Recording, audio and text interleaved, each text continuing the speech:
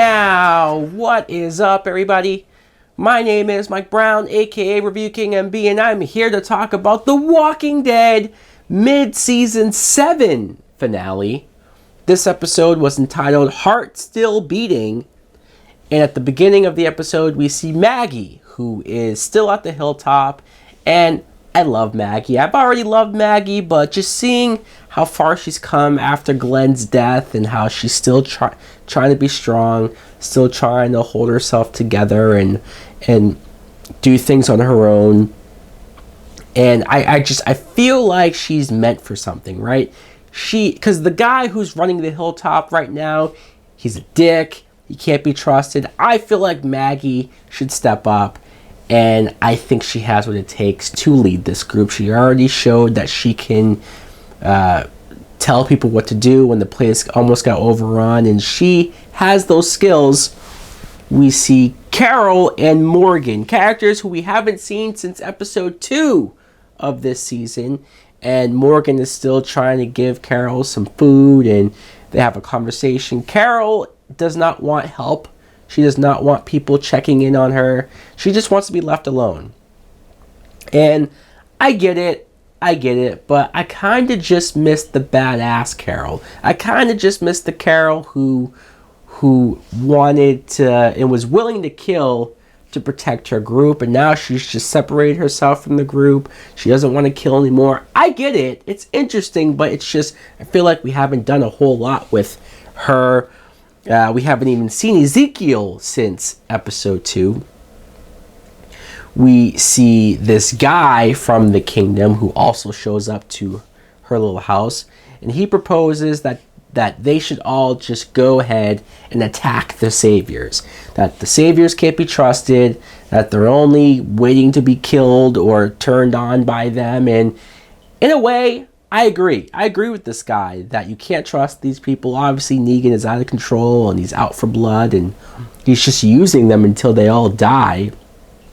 But at the same time, Negan has too many people. The saviors, there's too many of them in that it's almost a suicide mission. Even if all of these kingdoms and Alexandria and Hilltop, even if they all band together, hell, even the women that Tara found, even if all of them come together and go after the saviors, they might win, but they're going to lose a hell of a lot of people on the way there, and you have to wonder if that's worth it. Michonne, it has this woman at gunpoint, and she wants her to drive her to where Negan is.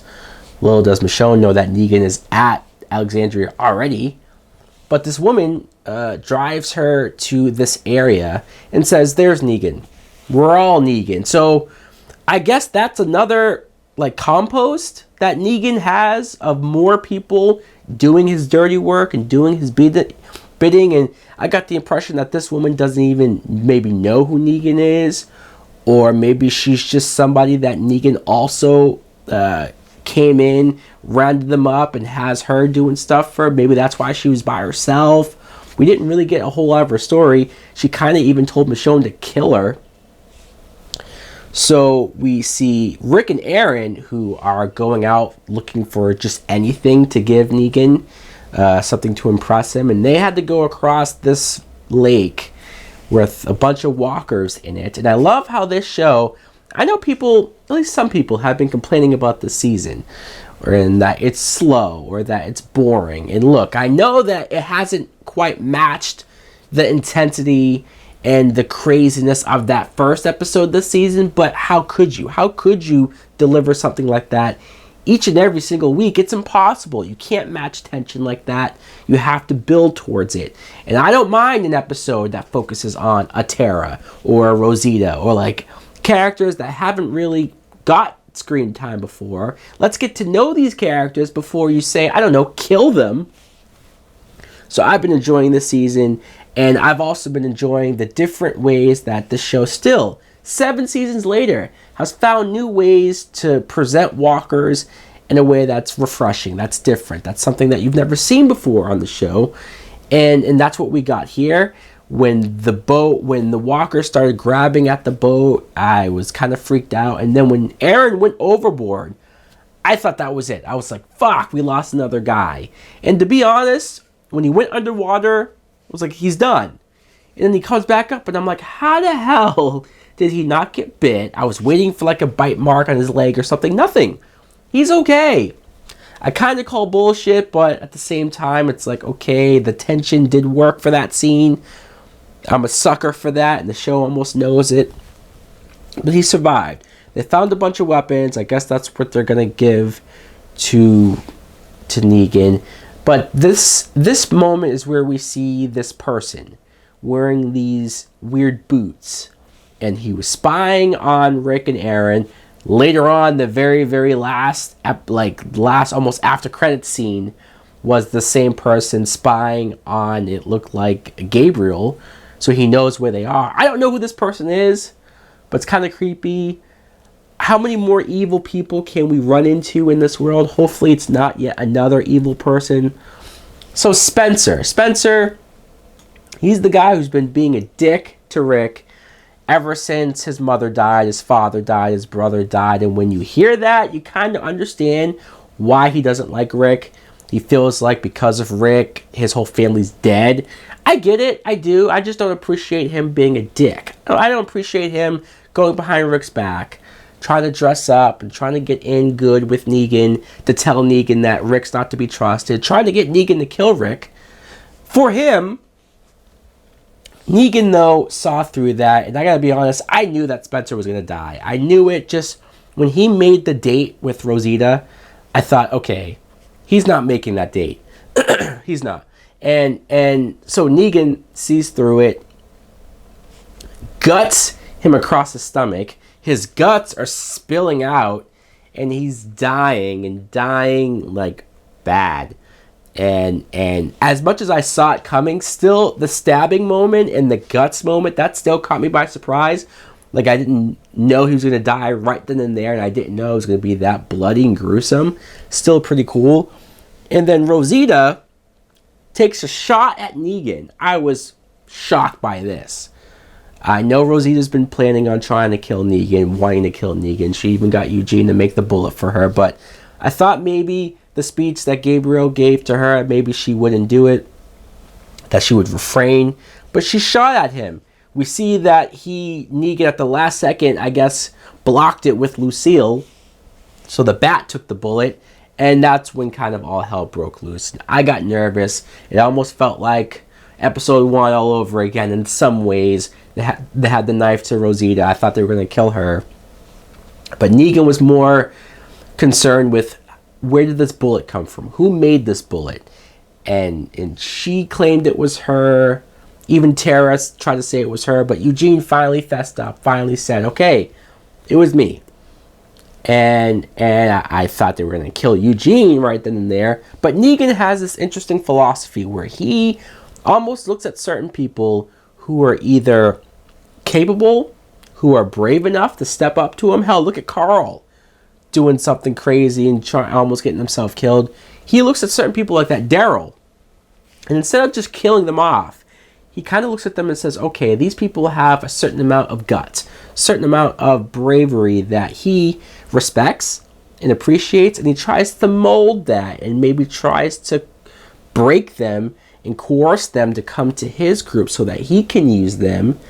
And he'd rather kill off people who are expendable to him or that show no use to him. And it's an interesting mindset. He's not as random as I thought he was about killing people. He seems to have some weird method to his madness. And instead of killing Eugene, he lets one of his people, he tells her to just go kill somebody. And she just turned and killed Olivia. And I was, again, surprised by that. Yeah. I guess out of all the characters who were left, though, Olivia, sure, technically she's the least amount of attachment I have to, but still, it sucks. She was a good person. She was watching over Judith, who Judith is like almost full grown by now, full head of hair, and I didn't realize she was that old. But so that happens. They take off. During this episode, though, Daryl snuck off. He snuck away. Somehow somebody let him out unlocked his door, gave him a note to say leave. I don't know if it was one of Negan's wives or what.